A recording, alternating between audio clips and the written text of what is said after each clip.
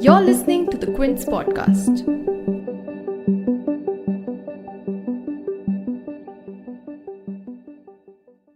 Okay, I don't know about you guys, but I really like Dunkirk. I really liked it, but बहुत slow थी picture. मतलब plane उड़ रहा है, उड़े ही जा रहा है, वो मर रहा है, मरे ही जा रहा है, प्लेन गिर रहा है, गिरे ही जा रहा है. That's the point, Diksha. You get an emotion out. No, but it just stretched for too long. No, but the pacing worked fine for me. हाँ, but it must be the director's fault. Yeah, he's the one who takes all the calls. मतलब थोड़ा तो ठीक कर सकते थे. But film editor भी तो होता है ना, कुछ तो करता है वो, उसकी कुछ तो रिस्पॉन्सिबिलिटी होती है. But film editor hai kaun? Hey guys, my name is Nandkumar and you're listening to yet another episode of OffScreen, where we talk movies and web shows and to the people who slog it out behind the scenes, that is off-screen, to make things happen on screen. If you're being engaged and entertained through a movie, an editor has a huge role to play in that.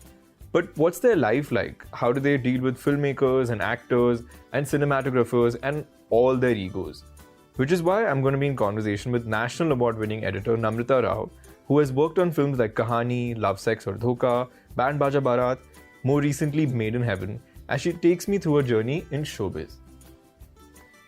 But before that, I want you to know that you can tune in to listen to me every alternate Wednesday on the Quint's channel, so watch out for the space.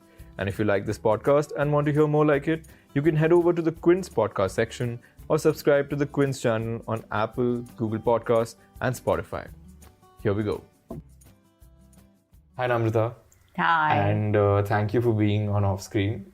Thank you. So, when I was preparing to meet you, I read this thing on Quora where someone said that what does an editor do that a director can't? Okay. So, people don't really know the role of an editor too much, right? Because, we're all so consumed by Bollywood for most people is stars and that's what they're consumed by, right? So, what do you think an editor primarily brings to a film? Editor is actually telling the story finally. Like what you see on screen is what the editor does, right? Like you shoot something, you make an actor act or a star act, whatever. And then how does it all fit together? What is the rhythm? How is the story unfolding? When do you see whose face? Like both of us are talking, so you're nodding and I'm talking. So do I see myself or you? What will be more impactful for the story? In very simple terms. Right, so you bring an objective lens or is it a different lens? Of course, it's an objective lens, but there are editors who are on shoot also. So I won't say it's just objectivity that an editor brings. It is actually how the story unfolds. It's the telling of the story that the editor brings. Like you see Godfather. I'm going to make him an offer he can't refuse. You know, how you build up the whole tension of a scene, how you build up, like how long do you want to hold an actor? Because that is what creates impact. So how do you do that? All that happens in the edit. Like for how long you stay, what is the rhythm? So basically what I was trying to get at from the song example also was the rhythm. Like the rhythm of a story is what the editor brings. They say that a film lives and dies 3 times. So like first you have a writer writing it, and then that same material is taken and shot and real people embody the characters and it becomes a second living for the film. And then the third happens on the edit table where you've shot everything, and now how do you put together everything that has been shot in a way that makes engaging drama or whatever genre of the film you're making. So it is about creating a rhythm, creating suspense, creating tension, creating drama, creating nuanced performances, all those things. So in the sense of Godfather, I was trying to tell you that like how exactly you perceive characters. When do you see a character blinking? When do you see him turn around and just give a look? So all that has been chosen by the editor. So it is like a rewriting of the script with visuals and audio. I think you've heard this often, and like most people say this, that the film was really slow, or thodi 10 minute kam ho sakti thi, or something like that, you know. So what do you make of feedback like that? And also, what is it that then is a well-edited film? I would judge it in terms of rhythm. Like, it is very true to the rhythm of the story. And I mean, do you think rhythm is sounding very abstract? Yeah, so by rhythm, do you mean like for a thriller, it should be gritty and nifty, and say for a romance, it should be more... Gritty is more tonality. Nifty, you mean fast? Yeah. No, I don't mean everything like when you're hearing a piece of music, it has a rhythm, right? If you play slightly late or if you play slightly early, it's going to mess it up. Yeah, you're not going to enjoy that piece of music. That is the role edit plays. Okay. Like, at what point what comes. Right. And it has to have a rhythm. Every story has a rhythm.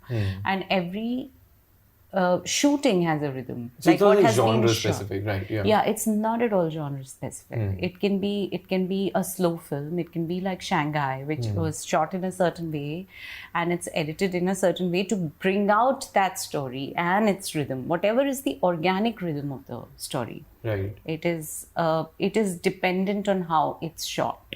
Because, you know, I mean, Sujoy Ghosh, who you worked with on Kahaani, he said that he often approaches most of the edits of his film like a thriller. Because he wants it to be like engaging, and that's what he generally says. So is that he's referring to the rhythm of the film? What he means, and a lot of other directors also say that, is I think there should be no flab. No flab. There's no point. There is no point in the film where you have a moment of rest as an audience so that you can start thinking and making your own stories. That's what he means. Right. But what I mean there, okay, so if you take the example of Kahaani. Please मदद कर दीजिए, please help me. मुझसे रोज वो यहीं से बात करते थे। क्या सर लगा रखा है, मुझसे बात कीजिए ना। That there is a sequence in the film where Vidya's character comes into a hotel, or not hotel, guest house, and she is going by she goes by the windows, which is on the light. She does some mundane things, but there is this sense of emotion. Okay, now when I saw it for the first time, of course it had a rhythm of its own, where she comes in, she puts down the bag, she's so exhausted. It is there. But I don't know why I was feeling that maybe it is more interesting to see her as a person who's come with in hindsight, you'll know that she's come on a mission and she's really disturbed and she's come back to the city where her husband was lost. So with that sense, I just jump cut it. And it worked for that sequence. Like, it made it emotional. It made it slightly maybe more emotional than it was as an uncut shot. Right. Like, it kind of disrupted the whole thing, and you know that she's disturbed. Subconsciously, you know. All this is happening subconsciously. It's not really like conscious. So this is an impact that you see on yourself, and which is why you take this decision, and then you're just assuming that this might work for people, right? That's how it... Yeah, it is. That's the only way to do it. So I try and trust myself every time I see the rushes, especially the first time you see the rushes. You notice what you feel. You hopefully try and remember it, or you note it down. Earlier, I used to note it down very diligently. That what I felt when I saw a certain scene for the first time ever. And then I know that is what most people will feel. And why I say that is because I feel I'm a normal audience. I watch most of my films in theatres and I watch them very openly. So I try and Can you still? Yeah, totally. Okay. I don't see them as cuts or shots at all. It's only when you really thoroughly get bored in the film. Yeah, then you start noticing the curtain and the clothes, the texture of the wall behind, and which lamp is burning where. They've put so many. So those kind of things. But that's true for lay person also. I mean, if you get bored, you notice those things. Yeah. So I think that way. And probably when you say that reviews say slow thi, fast thi, it is more to do with everything coming together. Like, it's very hard for a layperson to tell whether what is not working is the writing, the acting, or the editing. It's very hard to tell. Like I had read in one book in film school that out of 3 things, 2 have to work. Writing, acting, and editing. Out of these three, if Two two of these work, components have to work. yeah, if two work, then the film Then will be a hit. it Like sails. people will be enjoying the film. And acting, I think, somewhere means direction. So writing, So direction, combined, and, yeah. it is usually that. How does an editor navigate through just discussing the film with the filmmaker? Because, you know, they're extremely sensitive and very attached to what they're doing. I mean, it's something they've worked on forever. Sometimes they've also written the film. So how do you navigate that? Because I remember watching this interview of Sujoy Ghosh's where he said that there's a scene in Kahaani where Vidya goes to the police station and he says, "Aapka naam kya?" And she says, "Vidya." And she's already mentioned the name of the husband. She just looks at him and smiles. आपका husband's name? Arnab Bagchi? I remember he said that he didn't really, I think, want it in the film, but you felt that it would add it just added a lot to the scene. And he, of course, then went on to keep it. But I'm saying that generally, how do you work around that? Because just before the smile, she gives him a very angry, it was not angry, but a very weird look. Duh. It was, has to I be, thought yeah. it had more meaning to it. Like there was some hiddenness in it. That's not a word, but there was something weird about that look that she gave the cop. You know, I mean, she says, yeah, and then she's looking at him, and then she's like, whatever. Yeah. You know, I thought there was something interesting that you see about the character, that she's not pat. Right. She's not like Pudu that way. That there is a mind ticking there, and small things like that. The pauses she took. When you write it on the script, you write like, okay, the cop's dialogue. Yeah, and Vidya what says is this your and Vidya nods. That's it. Now, how she plays it, and then it's my job to really capture everything that she has played. You know, any actor, it is my job to go through everything and make the performance the best ever possible. So But again, going back to how do you navigate through the filmmaker and what he or she wants? It is true that the directors are the most vulnerable during the editing process. I mean, right now I'm working on Zoya's short film, and she was telling me, don't you hate editing? Because you're so like, everything is out there. You know, it's the situation where the hope is all over. Like now it's all what it is. Yeah. Of course it is that. But I mean, I really feel that as an editor, it's my first and foremost duty to love what they have got so that I can make the most of it. Or like major issue where you've had No, to... of course there are major issues. There are lots of issues. Every film has some issue, but Was then there you learn to learn. particular point on any film where you had an example of a director and you weren't able to agree on it, but then of course there was a resolution? There have been many such incidents, but I think, I mean, either I come around or they come around, or, you know, like, of course, it's not that I'm always right. It's not true. Like in Ishqiya, there was this sequence where just after everything has been revealed, it's a pre-interval sequence, everything has been revealed, and we put a song there now, which is the first song also, Ab Mujhe Koi Intezar Kahan, which in this sense means that now she's ready to unravel her plan. अब मुझे कोई इंतजार कहाँ. I was very against putting the song there. I was really, really against it because I thought that suddenly, you know, we're going with a pace. Now things have come to the fore, and now, come on, let's go to the interval, you know. And I think Abhishek and I had like quite a back and forth on it.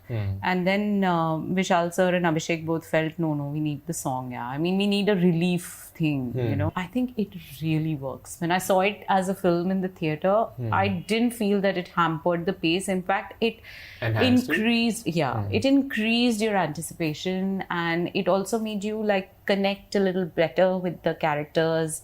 It made them a little humane. Right. You know, I mean, overall, it just cinematically enhanced everything. So I really bit my tongue. I mean, they were right. But has it been an opposite where you have given a suggestion and that's been taken and then it's worked for the film? Where... Yeah, of course. I mean, many times it has happened. Like Ladies versus Ricky Bahel, we lost quite a few scenes in it, which were like the prime scenes. There was a scene, which is not there in the film now, where Ranveer proposes to Anushka. Okay. To get married, like, will you marry me, kind of a scene. And it was very nicely performed. The location was beautiful. I mean, it was not even thought that this should go. But I don't know, it was bothering me. I tried to take it out. And when I saw it, it worked much better, I thought. And then everybody agreed and it went out. Otherwise, you were just getting stuck in their romance, which was not at all necessary at that point, you know, because the film was not so much about that. Yeah. It was about the con. Conning people. Yeah, so it was just like creating an obstacle to the con. What do you do when the material is just bad? Cry. Cry and like count Because the I'm money. sure How much am I going to earn for this torture? The number of films you work on, torture? I'm sure there are times when it's just like, what do you do with this? Or it's just not engaging to you. Also, it could be a genre that you may not like, right? I mean, I've always wondered this, you know, like what if you just don't like horror and maybe you won't take it on? I don't know. Yeah, I won't. I like horror though. Okay, I'm really waiting to do horror. I haven't done a horror. I mean, I get very scared, but I think that's why I'm the perfect audience too. So, but it has happened many times, many times. And small things work. Like, you know, in Lucky, I'll give you an example. There is a sequence in the end which was actually Dibakar's idea, but not mine. But I mean, I just executed it till the way he suggested it. It was that Lucky comes, he's again escaped. And then he goes to the panwala and he's like, you know, give me a pan. And the panwala says that I've seen you somewhere. And he says, maybe you've seen me on TV. He says, oh, then I should give you a pan for free, he says. And then he gives him the pan and eats. That's the scene. And it was like a simple cut. Like, you're talking, you're the panwala. Okay, I'm the panwala, you're Lucky. And you cut. It was like that. And then he removed Lucky's shots from in between and it just became magical because he became an urban legend, you know, which was what it was. It was not shot like that. It was not thought like that. But the thought came on the edit that you don't see him, but you've seen him on TV, you know, and that's why you want to give him a free pan. You like to do an entire cut yourself first and then show it to the director? Yeah, it depends. If the director is not trusting me, then I show him or whatever I have cut. Like every day I show or whatever scenes I've done, I show. If the director is trusting, then they say, okay, show us the first cut. Is it true the first film you did, you had to leave? Yeah. It was very heartbreaking. Obviously, I thought I'll never, like I've chosen the wrong profession and I'll never make it and all that. But I think it was the best thing to have happened to me. So he just didn't like what you were doing with the film? No, he was thinking I was trying to dominate the whole thing is what I think. I don't know exactly what happened, like what he said and I said. I don't remember, but I remember the takeaway is that he thought I'm trying to change the film he's making, which I probably was trying to do.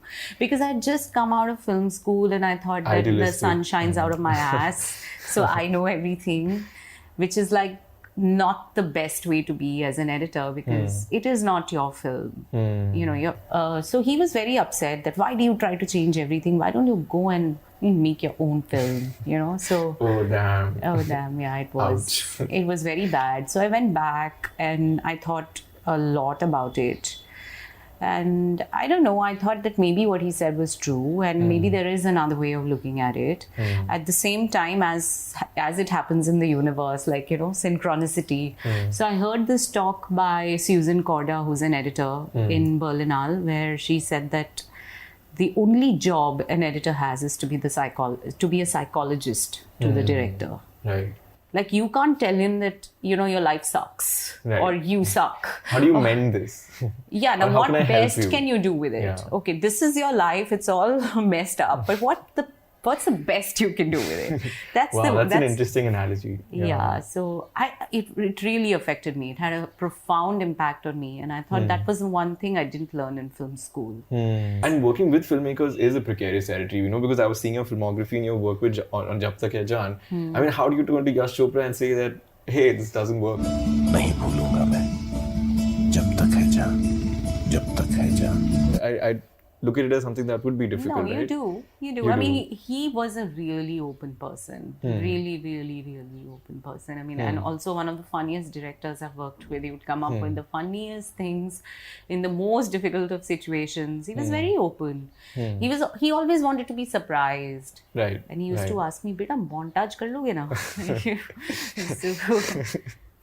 It's that generation. It's that also. generation. But still, I think I still managed to cut out whatever I wanted you to. thought was not engaging. Yeah. What about things like, so you know, the earlier days, I don't know if you've heard this, but actors used to tell cinematographers and editors ki mera ye please profile le lo, or, and you know, like, please make me look good. Is that something that you've encountered? Yeah, I think every actor does that. Yeah, they every do? actor Okay. does Because, that. you know, I was talking to Nitin Baid, who's also an editor before this, and he said he's never had this, like, no I one's mean, ever I've come never to had a him. problem in the sense that if they tell me you have to do it, I've never done it. Okay. Because, I mean, I think it's the director's prerogative at the end of the day.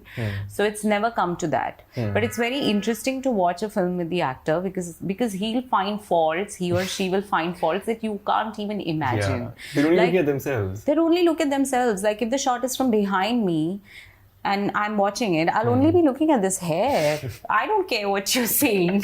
So it's What's like this- you see a new film and you see, oh my God, continuity is all off. Yeah. You know, which you never ever see when you're watching it like a normal film. But like if in this, my hand is like this, I don't Suddenly, care yeah. because the shot is about you. Right. But when this person comes to watch, if they're only watching the hand and they're like, where's the hand in the next shot? So it was like that. No, but you know, like it has that static and like, static. Nobody's gonna care, man. Did you see Yeah, that? because the shot is about you. Yeah. It isn't over the shoulder, and the other actor is speaking something very intense, and I'm very interested in what he's saying. So I'm not looking at the static in your hair. So So strange requests come and go, but it's yeah, they come and go. But I mean, I don't think we've ever really done something for an actor. Yeah, to and please, I've never even been pushed so much. Like maybe because the even the directors, cinematographer deals with. I mean, takes the brunt of it. cinematographers are the bigger problem. Oh, okay. They are the ones who come and the edit and this shot is out of focus, this has this problem, this is that right. problem, please remove this, please, how can you do this to me, you want to sabotage my career. And so I think it's harder to deal with cinematographers than with actors. Given a choice, I always choose emotion over correctness, over technical proficiency. You must have read about that shot in Kahaani, which I talk about a lot. Because so there was this scene where she has just taken off her stomach. Yeah. And she is now at his mercy. He's And about she's to looking at shoot. him, Yeah, he's about to shoot her. Like he's pointing the gun. So she's down, her one tear falls and she looks up at him with a lot of anger. And that's when she takes out her pin and like hits him, jabs him. So that shot is out of focus. The one where she looks up, but you don't notice it. Because you're just so gobsmacked. I mean, I saw it in the theater and everyone was like, what? What? Like- Something really big has happened just Yeah. before, and then you're so invested in her, you know, Yeah. and it doesn't really matter. But of course, it is. Technically speaking, it's not the correct shot. Yeah, but it works always. Just have a Done. cinematographer crying, probably. That's all. Oh, yeah. Then they'll ask, who's editing? Oh, ho. Well, it happens in sound also in a different way, wherein Damn, you're like attacked. full attacked. I don't talk only to these people, block all of them. Because what happens, sound people, they are seeing this whole thing silent. So they notice all the continuity problems. And they are like, you don't know how to edit or... Like every person will ask you that. My You don't know God, how to that's- edit. You didn't go to film school. They didn't teach you continuity. They didn't teach you match cut. Right. The thing is, I mean, you're not noticing it if there is sound. That's the whole idea. Arshad Varsi had said once that if there is a problem in continuity, just put two sounds. Dish, dish. And people Sab won't ho notice jayenge. it. People won't notice it. Which is very true. Because I think emotional continuity matters. Right. Like if you're upset, the next shot also you have to be upset. That is what is important. If you suddenly become like you, Then it's a then problem. like the audience will be what But if you're happened? wearing a watch and in the next And you're scene not you're wearing a watch, it's okay. and yeah, all those things people will notice if they're bored to their skull. Yeah. Yeah, like we do. बाहर बहुत अच्छे हैं अरे इसमें blow dry नहीं किया Exactly. In that way. So when you went to film school, you obviously worked on analog, and now everything's on digital. Is that a discipline that you would recommend to editors who work now, working on analog? Film I role feel for quite people who don't know. outdated because I worked on analog, and I still work like I'm working on analog. I'm not very technically proficient with the latest developments in softwares. In fact, there have been offers that, ma'am, you don't know this software? We will teach you. We can do a private workshop for you. Right. But I feel like because I learned on Steenbeck and I worked on Steenbeck for like 3 years, I don't know. I feel I know what is there to be. You value every shot as well, right? Also because you had to physically cut it. Like that's how you edited a film, right? Yeah. So, and also you cannot undo. That is the biggest difference between that time and this time. Because if I undo, which means like you're nodding your head and I want to like make you nod a little less or a little more, I have to go back and add frames or reduce frames from your head nod, right? So then it will jerk when you watch in the theater, because when you've just spliced it together with tape. what do you do then? Like by I mean, if you just You like hide. retrospective. You hide. That's all you do, because in film school they play it on a big screen so that you're aptly Aware. humiliated in front of everyone, and then you don't do it again, you know, like because it feels like, अरे ये किसका है, ये क्यों भूकंप आ रहा है? It is भूकंप. Like, you know, just adding two frames. So you're totally out of emotion. So you learn to think before you cut. So you watch everything and you watch everything and you watch it again and then you cut it, you know, like, because it's not undoable. You've also edited 2 episodes of Made in Heaven. Yeah. So how is that any different from editing a film? And of course you've edited only 2 episodes, so it's not a continuous narrative that you're looking at, but is it different from editing a movie? Yeah, very different from anything, because you have to keep in mind the overall arc of the character. So I did spend a lot of time watching all the episodes and getting... Yeah, because it would be too random, right? To just begin, because you need to understand the characters, I'm guessing. Yeah. And I did the last 2 episodes, which were like everybody's arcs were closing in and it was the finale and all that. So, of course, I had to be very, very well versed with where all these characters have gone, what has been their journey so far. And like in the 8th episode of Made in Heaven, you know, the girl, she breaks down. And I mean, there had to be a journey to her breaking down, because now is the time. Now she'll break down and then she'll decide to change her life in just 1 episode.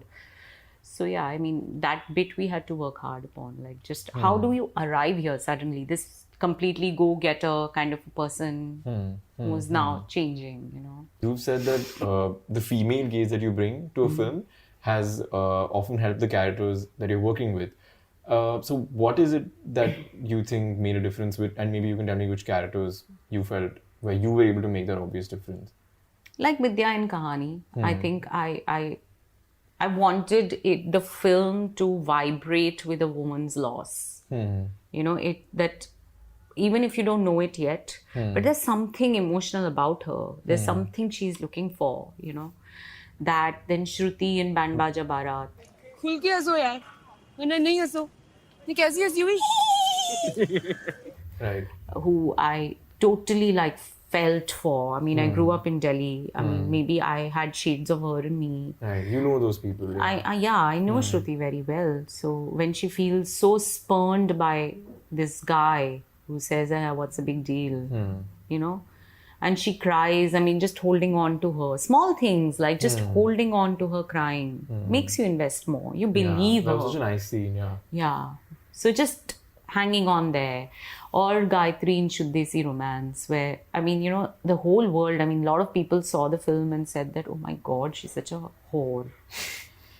That was the impression. But I never felt that way. I felt that she's just a woman with agency. Yeah. Who is deciding what she wants to do with her life and her body, you know?